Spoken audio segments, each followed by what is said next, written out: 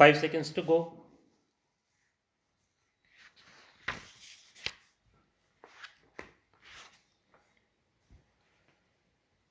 Start. I am glad to welcome you all to Rashtrapati Bhavan. Let me first congratulate each one of you on joining the Indian Foreign Service. I can feel your enthusiasm and dreams. You must be impatient to step out and make your mark. I appreciate your attitude because that is what is going to transform India. Youngsters today have far more career options than we had when we were young. You are among the brightest brains of your generation. You could have chosen any lucrative career, but you have chosen to serve the nation.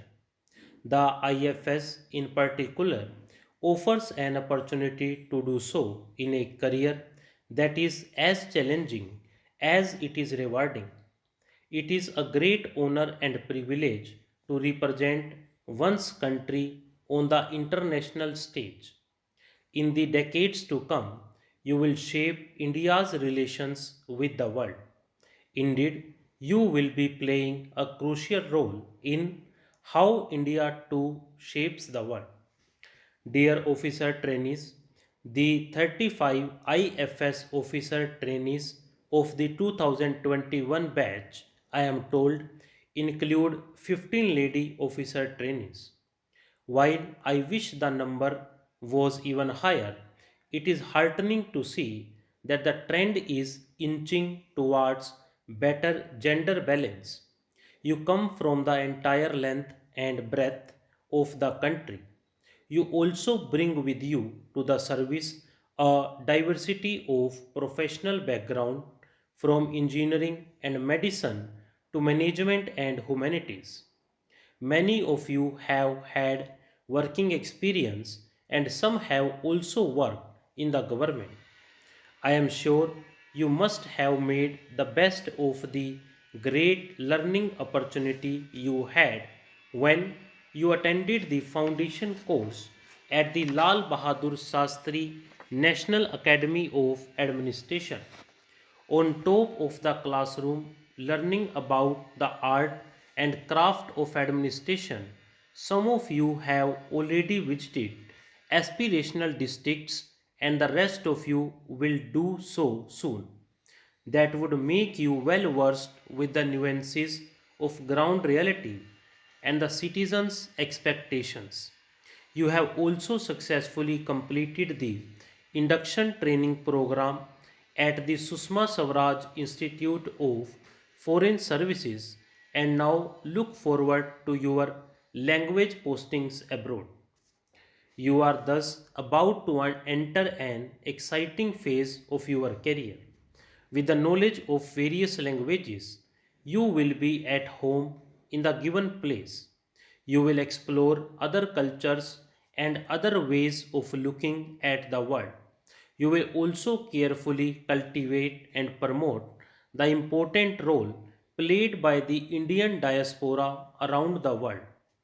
It is going to be all the more exciting as you are beginning your career in foreign service at a time when India has emerged on the world stage with a new self confidence. The world too is looking at India with new admiration. The recent years have witnessed new initiatives in our bilateral and multilateral relations. In several global forums, India has made decisive interventions.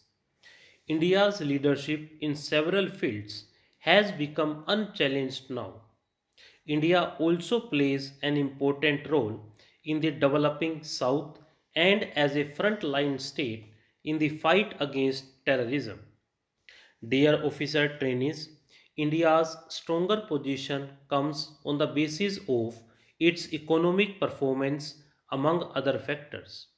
While leading economies of the world are still trying to overcome the effects of the pandemic, India had stood up again and started to move on.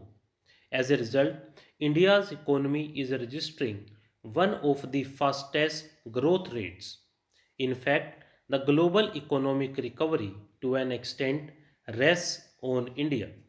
The other reason for India's standing on the world stage is its ethos. Our relations with the rest of the world are governed by our age old values.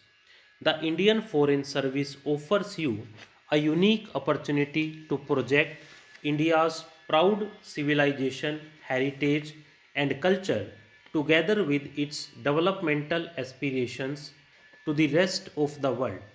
When we say we look at the world as one family, it is not merely a saying.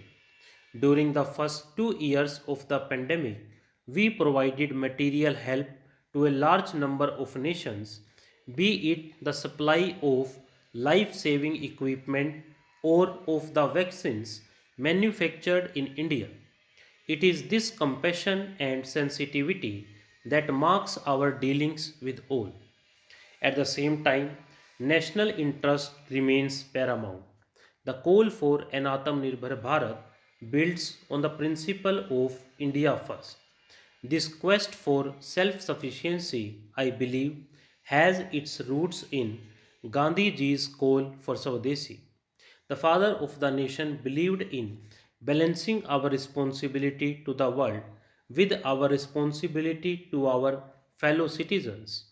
India is a developing economy and it needs resources to wipe out poverty.